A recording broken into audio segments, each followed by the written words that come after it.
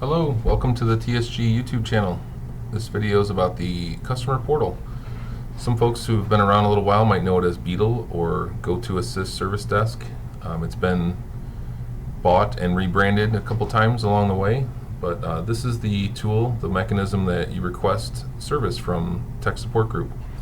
So if you open a browser, go up to the address bar, type in ancor.assist.com. You'll see the Ancor logo at the top, the customer portal title. Your username is your email address. If you don't know your password, you can click the Forgot Password link, and it will email you a link with that allows you to reset your password to something new. If you don't think you have a username or you don't have an account to get in, you probably do. This is something that we create for all new users when they start working for Ancor. So just give it a try. Try the Forgot Password link first if you're not sure.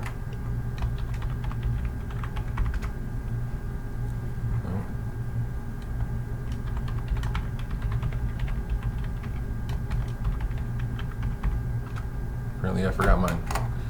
So once you get here, you'll see that there's it starts off with the My Incidents tab on the left, which will show you any open tickets that you have. It will show when they were created, what the current status or last update was, those kinds of things. And you can sort, if you have a bunch of them, by the date when they were created or when they were last active, what the priorities are, things of that nature. For supervisors or managers, you will also see this little option here. It allows you to scroll through and choose other people that are in your department or in your company or business unit, and then you can view the tickets that those people have open. People who are not supervisors or managers will not see that option. To create a new request, we click on the New Incident option up here at the top, and the first thing you'll notice is it wants to ask you what service this is for.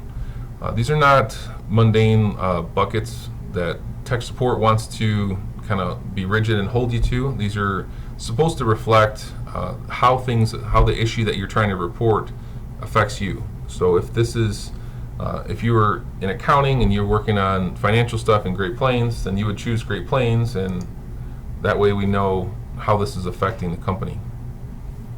So once you've chosen a service, you have 4 different options you can pick from at the top. The default is to report an issue, meaning something's wrong or something's broken or that you need help. Other options at the top you can do is make a request. So if you wanted to purchase a new monitor, or you your mouse is kind of getting old and or dingy, and you want a new shiny one, whatever it might be, you can put that here. You can also ask a question if you just want to know, how do I find the corporate SharePoint page? What's the URL? Those kinds of things. We'd be happy to respond to those. And you can also make suggestions if you see something that's you don't think is set up correctly, or you would like something changed. Those are also welcome. But I'm going to go back to the default to report an issue. Let's say, so I'm going to just create a title, unable to log in. Create a description. You also have the ability to, down below, if you have a screenshot of an error message or something along that along those lines, you can click the Add Attachments, and then it will let you browse to somewhere on your computer or in your pictures, and you can attach a file. Depending on your browser, you can actually also paste or cut and paste directly into this window, which will embed it directly into the ticket. Most importantly, at the bottom here is we have a 2-factor priority system. So what this does is it tries to take into account how many people this is affecting and how urgent it is. The number of people is kind of a catchy thing, because if this is a customer-facing issue, for example, even if it's for a smaller utility customer, that has the potential to affect thousands of people. So we would want to choose a large user group if this is something that's affecting a lot of people at one time. If it's just your keyboard, it's just you yourself, and for example, one of the keys popped off your keyboard, then you might say, okay, well, it's just for me. And then as far as urgency, that something that's somewhat self-explanatory, but it kind of is a more time-sensitive thing. Is this something that needs to be taken care of right away, or is this something I can wait on for a little while? So the default is not urgent, but you can obviously change that to whatever you feel is appropriate. And then when you click Save, it's going to put you into the details of that specific incident. And once you're here, if you have future updates, you can come back to this point, add new comments, provide more information. For example, if the customer gets back to you and says, oh, this is what's going on, you can provide that, copy and paste an email in here, attach an email, those kinds of things. You'll also see at the top there's a ticket number, the service, what kind of incident was opened, the name on the customer name, which is you, the date that it was opened on, and then you can actually sort the comments and those kinds of things over here. If we go back to the My Incidents tab, you'll see all the tickets that are open that are related, that you have open. And that's where we started. And now you'll see the new one that we just created at the top because it was open most recently, and that's the default sorting order. Some of the incidents you'll notice might have a little bit different look and feel when you create them, and I just want to show you that one real quick. So if I create a new incident for example, an FTP account for a customer to send us files, in here we actually have a few custom fields down at the bottom that TSG has put there to allow you to have a place to put certain information that we need to fulfill this kind of request. So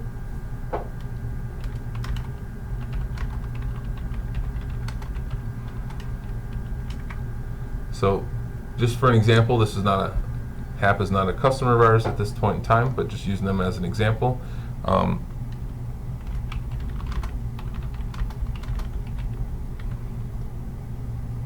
So it describe the issue that's going on. There's some of our customers, as you know, have similar names. Sometimes we have a city and a county that have two different accounts or two different job numbers, those kinds of things. So one thing that's important for these kind of requests is to have the full customer name. And if you're not sure what we're looking for there, you can click on these little question mark buttons next to the title, and it'll give an example of what we're looking for. Similar with the job number, that's another really important one. We actually use that for the login usernames for many of the FTP accounts. Client codes, different abbreviations, and here there's actually a drop-down. We have different URLs for the customers to connect to send us files. And if you click that drop-down, you can select which one it is that you're looking for this customer to have a credential set up on. We also whitelist customer IP addresses to make sure that we're keeping that system as secure as possible, so you can provide the IP addresses that the customer is going to be connecting from. Listed here is an example of some private IP ranges. So if the IP addresses look like the ones listed here in this example, those are not valid, those are non-routable, or we need a different IP address from them, and that'll kind of explain that in the help button. Again, at the bottom here we have the same two-factor priority system. I'm going to leave them as is for the time being. I'll change that to large and make this one middle of the road. And again, we come back to the details of that incident. I'm going to click on to show all of the open incidents. That's the gist of it. If you have any questions or concerns, please feel free to reach out to us. There's a couple different ways to do that. At the bottom, you'll notice there's actually the TSG email is listed. That's our team email address. If you send an email there, everyone on our team will receive it. There's also the tech support group on-call phone number. And if you need to escalate a ticket, or you don't want to wait for this to be assigned to somebody or for us to notice that it's priority 1, please feel free to call that number 24/7. Even if it's during business hours, it's okay to call there if you need to escalate a ticket. If you just have questions or concerns, please feel free. Go to the new incidents, instructions, and training, and just ask a question. Hope that's helpful for you, and thank you very much.